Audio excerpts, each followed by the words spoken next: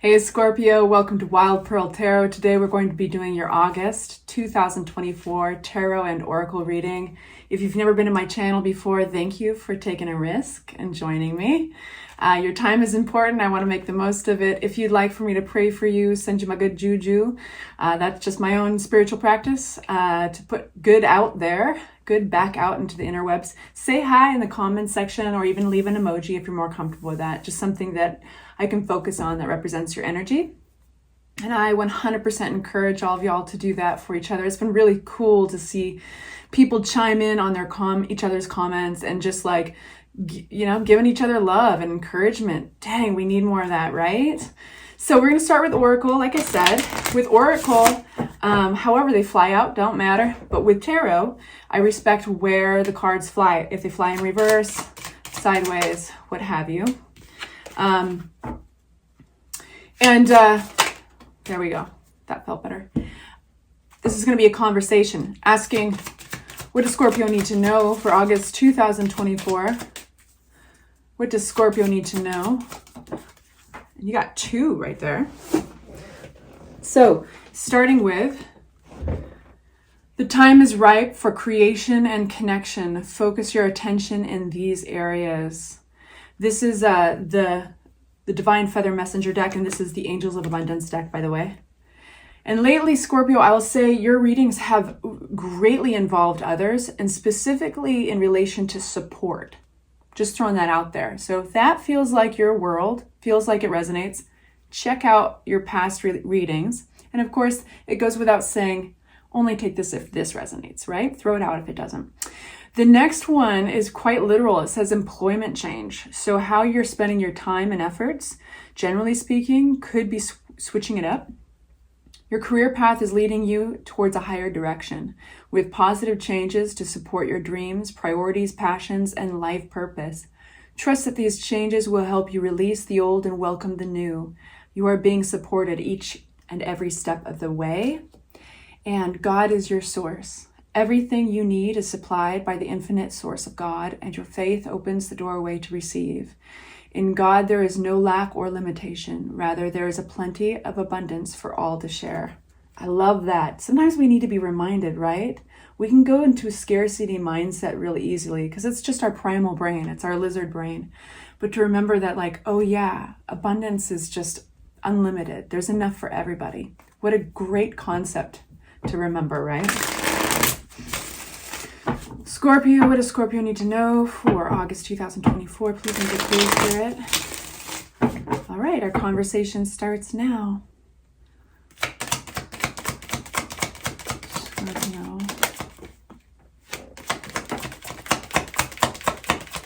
So we'll get a general feel for the energy of the cards and then we'll unpack them from there. We got some bittersweet with our Three of Swords. We've got our King of Swords here, collaboration card, a Three of Pentacles, leaving something behind that at one point you cared deeply for, but you're realizing, hey, you know what? I'd rather take my chances. My faith leads me towards those mysterious hills in the background. I'd rather turn around and go into the mystery of life because I think that there are greener pastures there. I think that there's something waiting for me there. But there is let's unpack this a little bit more. Who's this King of Swords for our Scorpios? Awesome. King of Swords. There's definitely awesome. Okay. So you may have somebody in your life who could be an air sign, an Aquarius, Libra, or Gemini. They don't have to be an air sign, but they might have attributes of one. So the King of Swords is really somebody who's experienced in an area and they can be very helpful. Their analytical side can be very helpful. So they're all about information, research, communication, numbers, statistics, that stuff. They're not so watery. They're not so much the creative type, but they can be very helpful. And in this case, it looks like they are. There's this could be somebody who lives a great distance from you or has something to do with travel. I just have to say that, get it out of the way because the World card is here. But also this is really closing an old chapter and opening a new one that is really positive. And it seems that there is a generosity, there's a gesture of generosity or even a gift that this King of Swords has for you. And so that gift may come in the form of number, statistics, research, information, what have you. Or it could be that they're just kind of that type of personality, and they're actually giving you a generous gift that's going to help in closing an old chapter and opening a new one. So I know that's getting really detailed, but I want to be general enough, because you are all going through different things, but I want to be general enough to read for you the energy, and then you can apply it to your storyline. You'll know if it doesn't resonate, because you'll feel like you're wearing a big pair of clown pants. That is an analogy that my cousin came up with, and I think it's fantastic. If something doesn't fit, it feels like I'm wearing a big pair of clown pants. Okay, so there's a partnership that came to an end, it seems like. I mean, it just may... I'm speaking out of turn. It doesn't say that it came out to an end, but there was some event that really shook a partnership up. Really, really hardcore. I mean, it was painful. And it was possibly unexpected. And there was the element of, like, there was a lack, you didn't have any control over this. It happened to you. So this could have felt like sabotage, or it could have been something that happened to both of you. But either way, you can only control how you react in this situation. And it hurt. It didn't feel good. So why is this coming out in our reading? I'm actually asking Tarot that. Why do my Scorpios need to know? Oh, because 7 of Swords, boo. There was deception here. There was deception, and I'm sorry about that. So if that's resonating for you, I just want you to know I love you. I'm sorry. That does not feel good. I'm sorry. So now we've got this 3 of Pentacles. Now I can say 3 of Pentacles can sometimes, yes, it's collaboration and it's working together for a shared goal. So that can be working with a therapist, let's say, or it could even be collaborating with coworkers. So let's get some more information from my Scorpios. And if I ever said Sagittarius earlier, I'm thinking Scorpios. I just finished Sagittarius reading, so I just want to make sure that you know that. The Sun card, so we're going towards the Sun. Yay! Interesting. There's a storyline coming out here. Please bear with me. That fell out upside down, the Moon cards. So, okay, I want to just say, if there was a silver lining to this situation that you were in, it is that everything is now aired out. Like everything, you can see everything for what it is. And from that place, you can move forward honestly, you know? And not necessarily, I'm not saying you go move forward with that relationship. It's going to be all different for you guys. But now that you can see everything for what it is, it feels like, okay, that's an honest platform from which I can launch off of. There seems to have been 3 of Cups.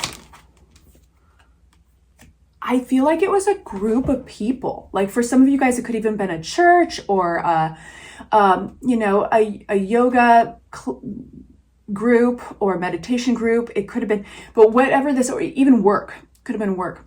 So what they have in common is that there's a system of belief that you guys all subscribe to. Getting the Hierophant talks about, and especially with the 3 of Pentacles, especially with the 3 of Cups, there's something that was out of alignment with you and this group. Could have started out pretty good. And there is definitely this choice I think one had to make around this group. And it leaves you feeling really pretty good. But the Lover's card doesn't always have to be romantic. It's talking about choice. And I think you recognize that there are dysfunctional aspects of this group. And you might have hummed and hawed when you really saw it in the broad daylight. Moon card upside down. It's having the veil pulled away. And being able to see things in the light of day. And then it's leading to your happiness. The Sun card talks about a very special kind of happiness. It's the kind that we all want. There's no false implements or compromises to make one happy. And that is symbolized by the fact that the little boy and the horse are naked. Like the horse doesn't have a saddle, the little boy doesn't need clothes, nothing between them and the warmth of the sun. So it's almost like a sense of being free. So you're leaving something behind. And I feel for a lot of you guys, it was more the group than necessarily the belief system that you guys were all around. Because I think you subscribed to the idea, the ideal that was attracting you to it initially. You don't have to throw that out the window, but perhaps there was something dysfunctional in that particular group. It was or it was just simply out of alignment with you. And so now you can move on and towards greener pastures, into the unknown. And if you look in the background closely, there is the sun embraced by the moon. And the sun is again talking about your true happiness, no compromises needed. And the moon is embracing it because the moon represents intuition. So you're falling back on your own spiritual guides to guide you through to the unknown, to something that's going to make you much happier. And what are you going towards? I'm just going to take that. That feels right. Yeah, I think you're going to have a happy surprise. Specifically with this energy of the King of Wands. The King of Wands is an energy that is really embracive of new thoughts, fresh thinking, new visions, ideas, and they're adventurous by nature. And it's either you who's going to surprise yourself, surprise with the Page of Cups, delightfully surprise yourself by embracing this new persona, or it's somebody who walks into your life who has a big impact. It could be somebody that you walked into their lives. It feels like that could be a possibility. Leaving these cups behind, these cups being a group that you are out of alignment, and going towards quite the opposite, I think, with the King of Wands, confident, visionary, fiery, and the Page of Swords, which is fresh ideas, new communication. So it feels new. It feels like it's just definitely a new energy to embrace. And it feels slightly experimental. I'm going to get a new deck here. What's this Two of Wands in reverse?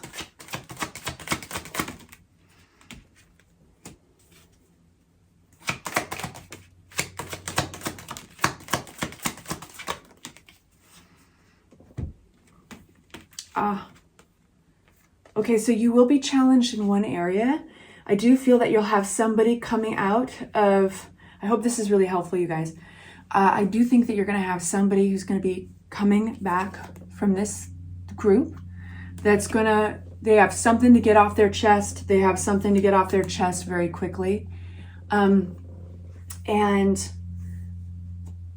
it's going to throw you into the position of having to fight, like King of the Mountain, fight off any doubts. And this is a blessing because these moments are there to test us, how badly we want something, how badly we don't want something. They're really there to test our principles. And so it will make this choice a little harder because I think that there's some convincing points that they make.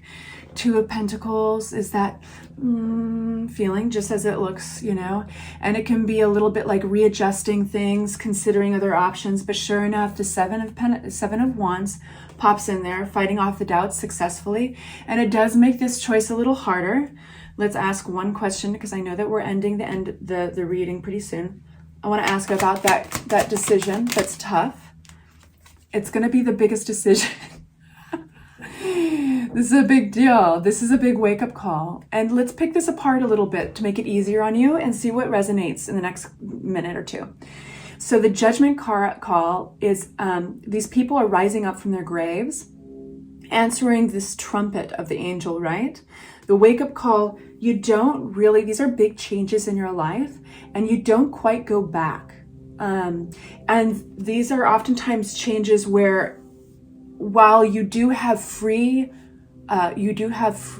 will, you will feel that you're almost collaborating with a desire that's pushing you into a certain direction. And it's important to pay attention to that and the fact that it's actually possibly not to be doubted, that it's actually a collaboration with whatever you want to place there, divine spirit or God, whatever you feel called to name.